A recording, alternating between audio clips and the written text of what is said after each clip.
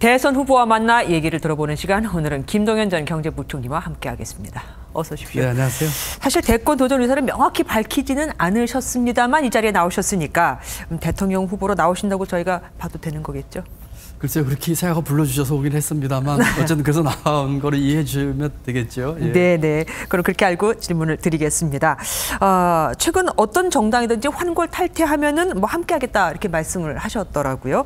사실 지금 구조에서는 쉽지 않습니다. 그러면은 혹시 뭐 제3지대에서 대통령 후보로 나갈 생각도 하고 계신 건지 궁금해요. 그 얘기에 좀 방점이 잘못 찍혔다고 저는 생각을 하는데요. 제가 했던 얘기는 지금의 그 정치 세력과 정치 구도로는 우리 경제 사회의 문제를 해결하기가 어려울 것이다. 그렇기 때문에 그 정치 세력 교체와 의사결정 세력의 교체가 필요하다는 데 방점이 있거든요. 네. 그러면서 환골 탈퇴하고 기득권을 내려놓는 주가는 같이 할 수 있다고 한 얘기는 네. 그럼에도 불구하고 그와 같은 기득권을 내려놓고 환골 탈퇴를 할 수 있는 기존의 정당이 나오기가 어려울 것이다. 네. 그래서 제 방점은 정치 세력 교체와 의사결정 세력의 교체에 있다.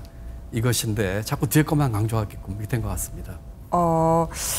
결국 그러니까 지금 정당하고 그런 손을 잡으신다는 건지 안 잡으신다는 건지. 지금으로서는 그럴 생각이 없습니다. 그러면 제3지대에서 아까 말씀드린 것처럼 지금의 이 우리 사회 경제의 구조적인 문제들이 지금의 기존의 정치 엘리트들과 정치 세력 가지고는 해결될 수 없다고 제가 믿기 때문에 이와 같은 세력과 또 제도가 바뀌는 것이 선행돼야 된다고 저는 생각하고 있습니다. 그러면은 지금과 같은 뭐 기득권 이런 것들이 바뀌지 않는다면 제3지대에서 대통령 선거에 나가시겠다.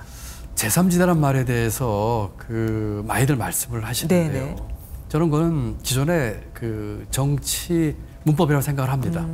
제가 지난 2년 6개월 동안 많은 전국을 다니면서 사람들을 만나보면서 느꼈던 것은 이미 우리 국민들은 이쪽 저쪽 또 보수와 진보 이 경계를 이미 넘어서서 있다고 저는 생각을 합니다. 오로지 정치판에서 그걸 모르고 있는 정치인들이 모르고 있는 것뿐이지요. 지금 새로운 정치 세력은 과거의 산업화 시대 또 민주화 시대를 넘어서 네. 새로운 전문직 또는 디지털에 기반한 여러 직장인들 또 이해와 타협과 양보하려는 소시민들 이런 분들의 새로운 세력을 받게 되기 때문에 기존의 정치 문법으로 1이다 2다 이렇게 재단할 수 있는 것이 아니라고 생각합니다. 지금의 정당하고는 별로 이제 손을 잡을 마음이 없으신 거군요. 이번에 내신 책을 보면요, 대통령께서 그러니까 문재인 대통령이 김 부총리를 그때 이제 임명하시면서 경제 패러다임을 바꿨다라고 주문을 했다고 말씀하셨습니다. 그런데 그 뒤에 보면 장하성 정책실장이 주도하는 소득 주도 성장 그리고 최저임금 상승 이런 것들을 대통령이 계속 고집했다고밖에 해석이 안 되거든요. 왜 그랬을까요? 여러 가지 이유가 있겠죠. 뭐 또 제가 잘 모르는 것도 있겠고요. 한 몇 가지로 제가 이제 생각을 해보면은 제 책에서 썼습니다만은 청와대 정부에 대한 제가 비판을 했습니다. 네. 5년 단임 대통령제에서 빠른 시간 내에 성과를 내야 되고 또 승자 독식의 정치 구도를 갖고 있는 정치 체제거든요. 그러다 보니까 이게 개인과 사람의 문제가 아니라 제도적으로 청와대 정부 쪽으로 갑니다. 5년 내에 성과를 내야 되고 또 청와대가 주서 일을 해야 되는 그러한 것들이 이번 정부뿐만 아니라 매 정부마다 있었거든요. 그렇죠. 아마 그런 원인도 하나 있었을 거고요. 그래서 제가 청와대 정부를 바꾸자는 얘기를 제 책에서 했고요. 두 번째는 아마 정책의 그 이념화 영향도 좀 있다고 생각을 합니다. 이념. 그런 것들도 제가 눈여겨보면서 앞으로 정부가 정책을 할 적에는 이념을 뛰어넘고 정말 국민을 위한 정책을 해야 되겠다는 생각을 해보고요. 또 이와 같이 정부마다 정책이 잘못되거나 실패하는 경우도 있습니다. 그렇죠. 그럴 때일수록 이것이 왜 반복된 실수가 나오는지 실패가 나오는지를 좀 분석을 해서 근본적인 원인과 대책을 만드는 것이 중요하다고 생각합니다. 네. 부총리께서 취임 후에 삼성 방문을 하셨을 때 청와대 측에서 뭐 갈등이 있었다라고 얘기를 들었습니다. 이재용 부회장 사면은 어떻게 한다고 보십니까? 글쎄요.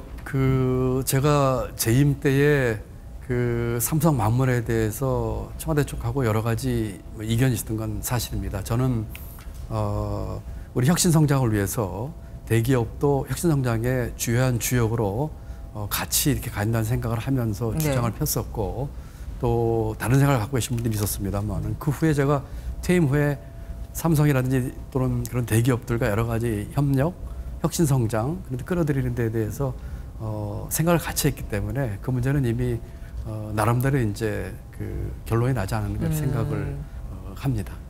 아무래도 좀 기업을 좀 보듬어야 된다라는 생각을. 기업을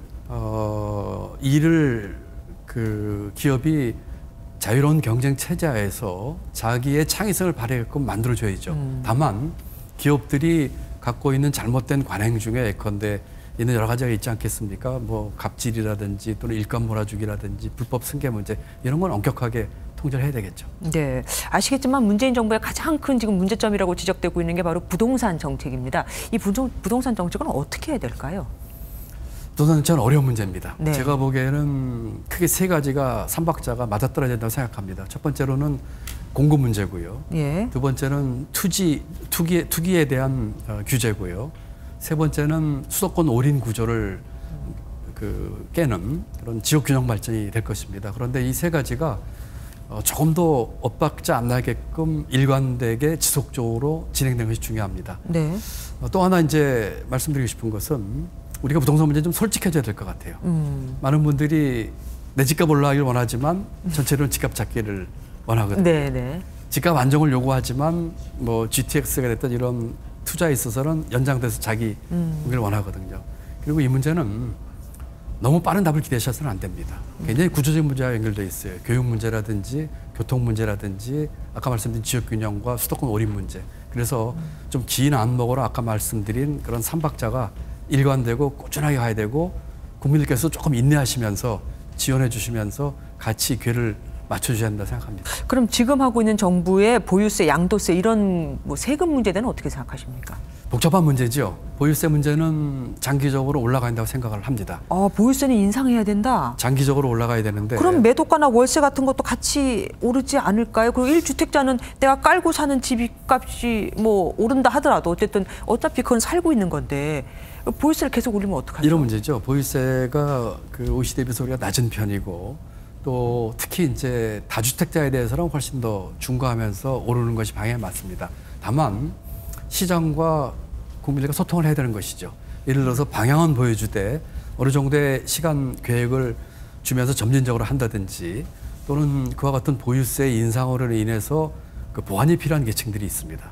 지분이 있지만 소득이 없다든지 나이 드신 분들이라든지 이런 분들에 대한 보완책도 같이 만들면서 점진적으로 예측 가능하고 소통하면서 그렇지만 장기적으로는 오르는 방향으로 가야 된다고 생각하고 있습니다. 그러니까 방향은 보여주되 길게 봐야 된다. 그렇습니다. 그리고 저출산 고령화 문제에 특히 관심이 많으시더라고요. 이 부분에 대해서는 어떻게 뭐 하실 건지. 저출산과 이 고령화 문제에 대해서 정부 재정을 통해서 하려고 하는 여러 가지 해법들이 나오고 있지만 그것만으로는 안 될 겁니다. 그렇기 때문에 우리 문화를 포함해서 정부 정책 전부 다 그리고 연금 개혁까지 포함해서 이와 같은 것들이 이루어져야 될 것입니다. 이제까지 연금 개혁은 재정하고의 안정성 문제만 연결해 왔거든요. 네. 결국은 그 보험료 인상 문제와 정부 재정에서 어떻게 부담할 것인지에 대한 문제를 포함해서 그리고 수많은 연금을 개별적으로 볼 것이 아니라 같이 보는 패키지로 보는 그런 식으로의 개혁에 같이 따라와야 될 것입니다. 저항이 심할 텐데 참 다음에 또 여쭤보겠습니다. 오늘 말씀 여기까지 듣겠습니다. 네, 그렇습니다. 고맙습니다. 네, 감사합니다. 네.